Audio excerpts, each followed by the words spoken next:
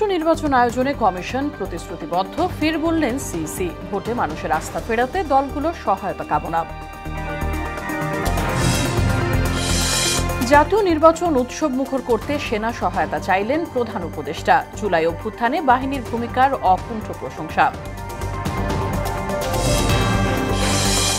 দেশ এখন ট্রানজিশনাল পিরিয়ডের দোলাচলে, বললেন মির্জা ফখরুল। ফ্যাসিবাদ বিরোধী ঐক্য অটুট রাখার আহ্বান। এবং নিজের গড়া ট্রাইব্যুনালে আন্তর্জাতিক মানদণ্ডে হাসিনার বিচার দাবি প্রসিকিউশনের। রায় নিয়ে জাতিসংঘের প্রতিক্রিয়ার নিন্দা।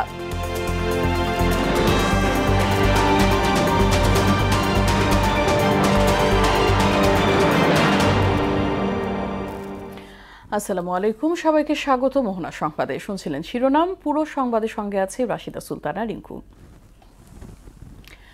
ভোটের ওপর জনগণের আস্থা ফেরাতে রাজনৈতিক দলগুলোকে পাশে চাইলেন প্রধান নির্বাচন কমিশনার এএমএম নাসির উদ্দিন। সকালে রাজনৈতিক দলের সঙ্গে চতুর্থ দিনের সংলাপের শুরুতে সুষ্ঠু নির্বাচন আয়োজনে কমিশনের প্রতিশ্রুতি পুনর্ব্যক্ত করেন তিনি।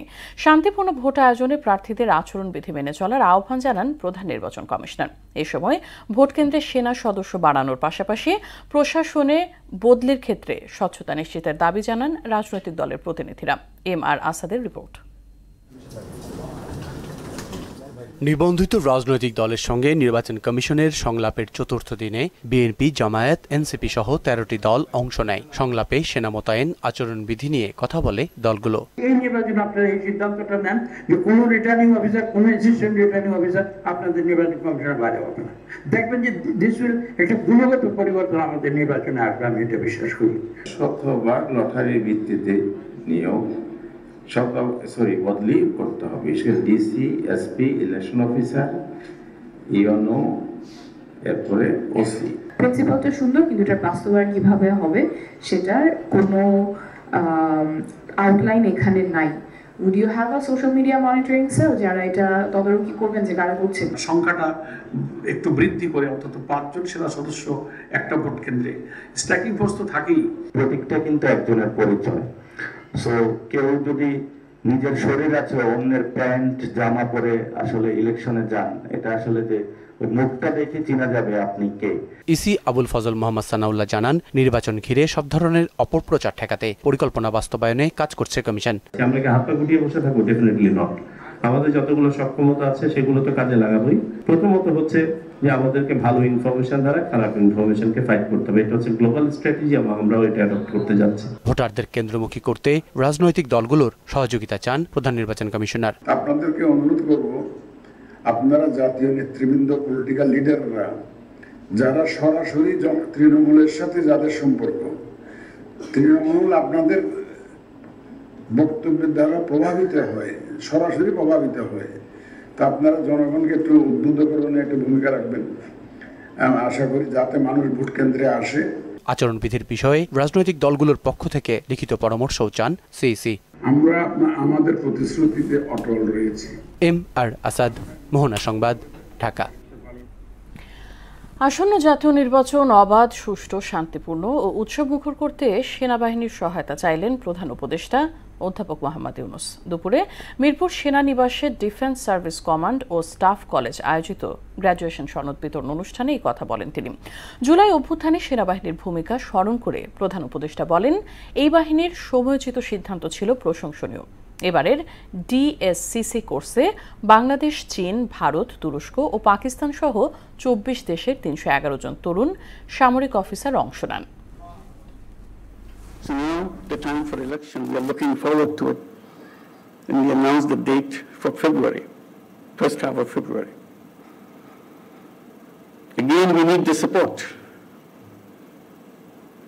from our armed forces, from our police, in law enforcing agencies, all types, because it is a big undertaking coming from an uprising, moving to an election, which will be peaceful, kind of celebration, mood of happiness.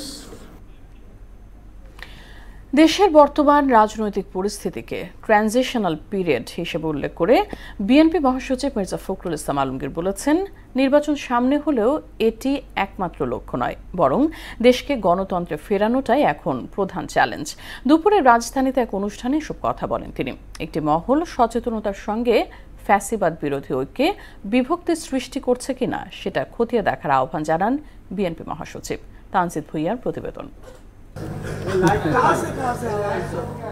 ২৪-এর গণঅভ্যুত্থানে বিএনপির ভূমিকা শীর্ষক বইয়ের মোড়ক উন্মোচন এবং documentary প্রদর্শনীর আয়োজন করে বিএনপি ও ন্যাশনালিস্ট রিসার্চ সেন্টার। এতে যোগ দেন দলটির মহাসচিব মির্জা ফখরুল ইসলাম আলমগীর সহ স্থায়ী কমিটির সদস্যরা। দেশে শান্তি শৃঙ্খলা ফেরাতে ফ্যাসিবাদ বিরোধী ঐক্য ধরে রাখার আহ্বান জানান অনুষ্ঠানের আলোচকরা। জনতার গণঅভ্যুত্থানে জাতীয়তাবাদী ছাত্রদলের যে ভূমিকা ছিল, পাশাপাশি যুবদল প্রত্যেকটি ফ্রন্টে একদম মূল ফ্রন্টে কিন্তু আমরা ছিলাম রাস্তায়। বাংলাদেশে ফ্যাসিবাদ বিরোধী যে ঐক্য, এই ঐক্যটাকে সবচেয়ে বেশি সুদৃঢ় করতে হবে। আর রাজনৈতিক নেতারা বলেন, এই মুহূর্তে জাতীয় নির্বাচন আয়োজনকেই সবার আগে গুরুত্ব দিতে হবে। আগামী দিনে আমরা ঐক্যবদ্ধ থেকে দেশকে নির্বাচনের যে চ্যালেঞ্জটা আমাদের সামনে এসেছে, সেই চ্যালেঞ্জ আমরা উত্তরণ ঘটাবো। এই দেশ থেকে ফ্যাসিবাদকে উৎখাত করে এদেশে গণতন্ত্র পুনঃপ্রতিষ্ঠার সংগ্রামে জীবন দিয়েছে।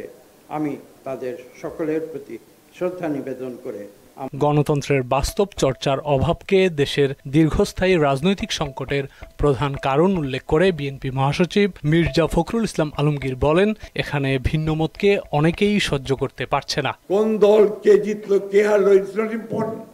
ইম্পর্টেন্ট হচ্ছে যে আমাদের গণতান্ত্রিক প্রতিষ্ঠানটা শক্তিশালী হলো কিনা, আমার জুডিশিয়ারি ইন্ডিপেন্ডেন্ট কিনা, আমার মিডিয়া ইন্ডিপেন্ডেন্ট কিনা। এদিকে শেখ হাসিনার রায় অন্যদিকে মবক্রেসি হয়েছে এমন মন্তব্য করে এই বিষয়টি রায়কে ভিন্ন খাতে নেয়ার অপচেষ্টা কিনা এমন প্রশ্ন করেন তিনি। এদিকে ফ্যাসিস্ট হাসিনার মানবতা বিরোধী অপরাধের জন্য রায় দেওয়া হচ্ছে কোর্টে, অন্যদিকে দেখি একটা মবক্রেসি ভায়োলেন্স চলছে। ওই রায়ের যে গুরুত্ব সেটাকে কমিয়ে দেওয়ার জন্য একটা বিশেষ মহল ভিন্ন খাতে বিশ্ব দৃষ্টিকে নেওয়ার জন্য এই কাজগুলো করে বন্ধ করে। একটি মহল সচেতনভাবে ফ্যাসিবাদ বিরোধী ঐক্যে বিভক্তি সৃষ্টির পায়তারা করছে বলেও অভিযোগ করেন মির্জা ফখরুল। কোন একটা মহল অত্যন্ত সচেতনতার সঙ্গে, অত্যন্ত ধূর্ততার সঙ্গে, চালাকির সঙ্গে সেটাকে ভিন্ন খাতে প্রভাবিত করার চেষ্টা করছে কিনা। তানজিদ ভুঁইয়া, মোহনা সংবাদ, ঢাকা। জুলাই আন্দোলনে মানবতা বিরোধী অপরাধের মামলায় হাসিনা গঠিত ট্রাইব্যুনালেই আন্তর্জাতিক মানদণ্ডে রায় কার্যকর করা হয়েছে বলে জানালেন প্রসিকিউটর মিজানুল ইসলাম। এ সময় হাসিনা কামালের রায় নিয়ে জাতিসংঘের প্রতিক্রিয়ার সমালোচনাও করেন তিনি। এদিকে বহুল আলোচিত আশুলিয়ায় ৬ মরদেহ পোড়ানো মামলার বিচার আগামী ১৫ ডিসেম্বরের মধ্যেই শেষ হতে পারে বলেও আশা জানান তিনি। মিসবাহ রহমানের রিপোর্ট। ৭১-এর মুক্তিযুদ্ধে সংগঠিত মানবতা বিরোধী অপরাধের বিচার করতে ২০১০ সালে আন্তর্জাতিক অপরাধ ট্রাইব্যুনাল গঠন করে শেখ হাসিনার সরকার। এবার সেই আদালতেই হলো তার বিচার। জুলাই অভ্যুত্থানে মানবতা বিরোধী অপরাধে হাসিনা কামালের বিচার আন্তর্জাতিক মানদণ্ড বজায় রেখে হয়েছে বলে দাবি করেন প্রসিকিউটর মিজানুল ইসলাম। আশা করছি আর ২-১টা সাক্ষী নেওয়ার পর তদন্তকারী কর্মকর্তার সাক্ষ্য দেব এবং শেষ হয়ে যাবে হয় এই মাসের শেষ সপ্তাহে অথবা সামনে মাসের প্রথম সপ্তাহে। এবং এখন পর্যন্ত আমাদের কাছে প্রাপ্ত তথ্য অনুযায়ী ডিফেন্স কোনো সাফাই সাক্ষী দিচ্ছেন না। কাজেই আমরা আশা করছি যদি অনারেবল ট্রাইব্যুনাল ডিফেন্সে কোনো আবেদনের প্রেক্ষিতে সাফাই সাক্ষীর আবেদন মঞ্জুর না করেন, তাহলে আগামী মাসের ১৫ তারিখের মধ্যে এই মামলা যুক্তিতর্ক শেষ হবে। শেখ হাসিনার অনুপস্থিতিতে বিচার এবং মৃত্যুদণ্ডের রায় নিয়ে জাতিসংঘের উদ্বেগের নিন্দাও জানান তিনি। এই ২০১০ সালে ট্রাইব্যুনাল স্থাপনের পূর্বেই তৎকালীন প্রধানমন্ত্রী শেখ হাসিনার নেতৃত্বে যে সরকার ছিল, সেই সরকার আইনের একটা অ্যামেন্ডমেন্ট করে। এই অ্যামেন্ডমেন্ট করে অনুপস্থিতিতে বিচারের বিধান সংযোগ করে। কাজে এই বিধানটা ওই সময়কার সরকার কর্তৃক প্রবর্তিত, এইটার নতুন সরকার এটা প্রবর্তন করেন নাই। কাজে এর দায়িত্ব এই সরকারের নয়, এটা এই সরকার এবং প্রসিকিউশন আইনটাকে ফলো করেছে।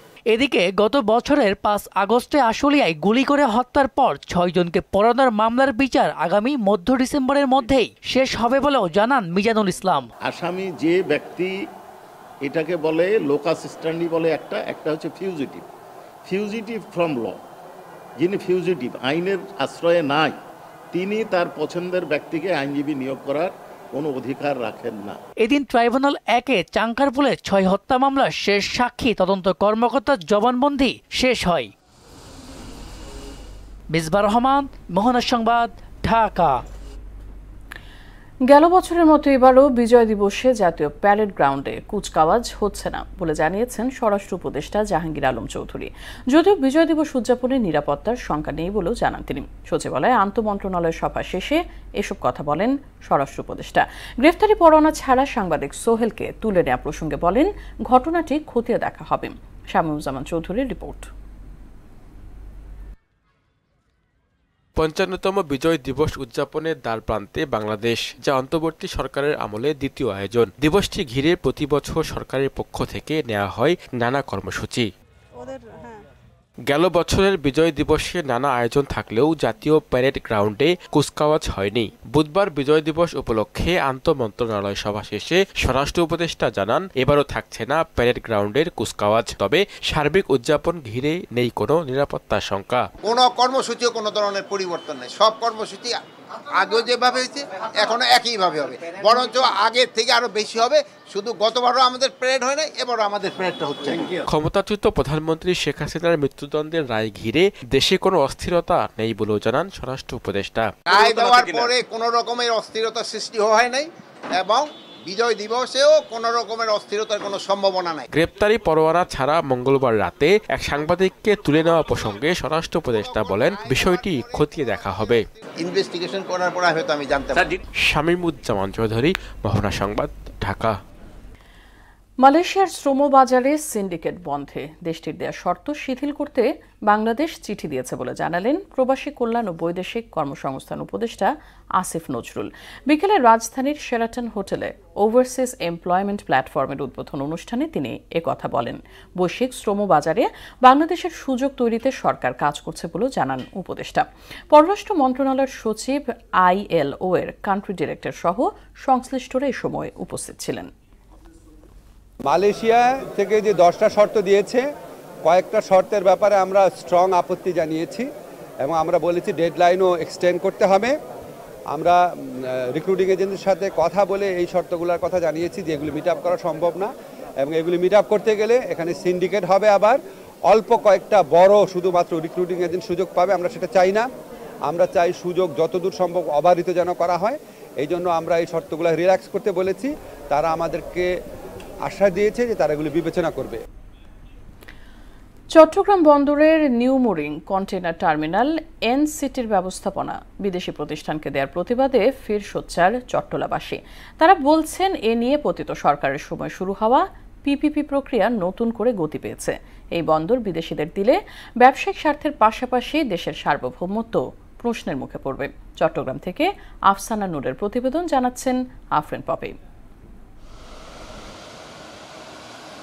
চট্টগ্রাম বন্দরের প্রাণকেন্দ্রে NCTতে প্রতিদিন ওঠানামা করে হাজারো কন্টেইনার।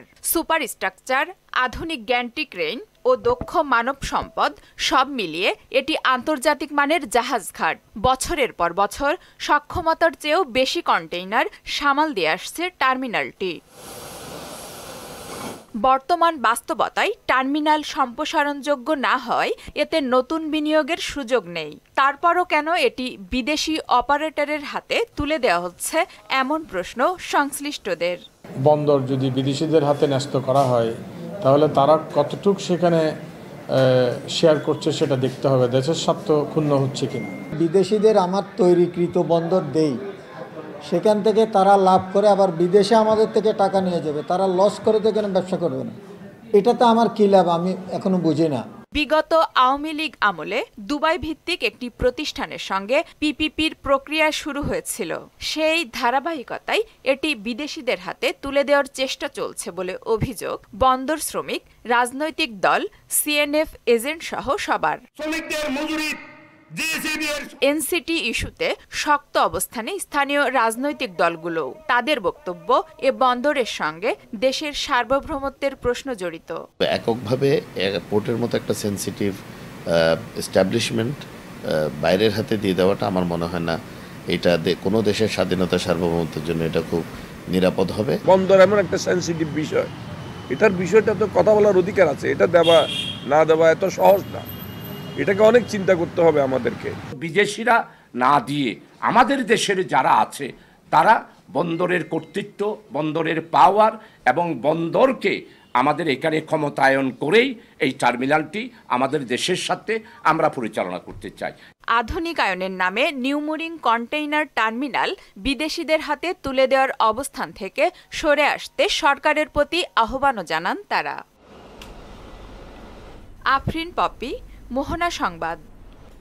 শেষ করব সংবাদ, তবে যাবার আগে শিরোনামগুলো আরো একবার।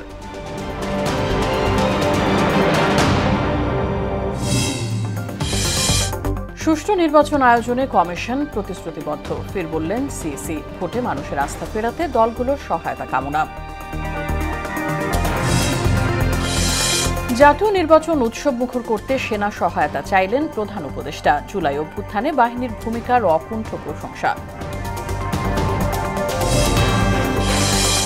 দেশ এখন ট্রানজিশনাল পিরিয়ডের দোলাচলে, বললেন মির্জা ফখরুল। ফ্যাসিবাদ বিরোধী ঐক্য অটুট রাখার আহ্বান। এবং নিজের গড়া ট্রাইব্যুনালে আন্তর্জাতিক মানদণ্ডেই হাসিনার বিচার দাবি প্রসিকিউশনের। রায় নিয়ে জাতিসংঘের প্রতিক্রিয়ার নিন্দা। এই ছিল সংবাদে। পরবর্তী সংবাদ রাত 9টায়। এর আগে সন্ধ্যা 7টায় দেখবেন সংবাদ এক নজরে। মোহনার সবশেষ খবর জানতে ভিজিট করুন www.mohona.tv। সংবাদ দেখতে পারেন ফেসবুক ও ইউটিউবে। সঙ্গে থাকার জন্য ধন্যবাদ সবাইকে।